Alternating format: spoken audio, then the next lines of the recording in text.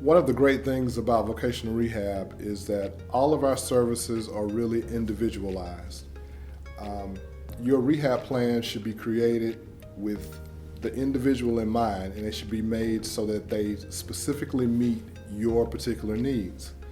Now, with some states, funding is always going to be a bit of an issue, and so funding may determine what certain states can do as far as supporting and what they can't do.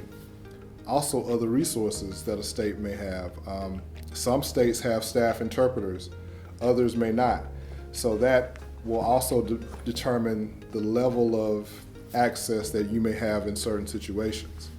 But for the most part, the goal of a VR counselor is to help meet that individual's needs.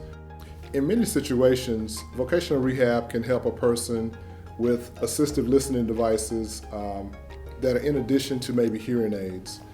And those things can include like a personal FM system, which are great, especially in classroom settings when you have a speaker who's in the front of a classroom. Having a personal FM system can kind of help hone in on the voice or the sound from one key speaker. Other types of assistive listening devices include technology such as Roger pins, which is almost like a portable mic that you can use directionally. And they kind of connect to your hearing aids, and you're able to kind of, again, single out a person's voice. So there are a lot of assistive listening devices that vocational rehab can help a person purchase in order to help them better in a classroom setting, in an office setting, in a meeting, and any type of situation like that.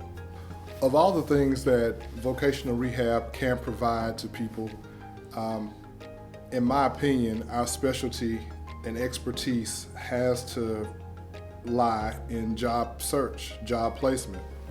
VR counselors are primarily experts when it comes to understanding the labor market, understanding requirements for a job, and even with our new federal law, WIOA, we are required to provide services to businesses, and we are graded, if you will, on the types of services that we even provide to the business community.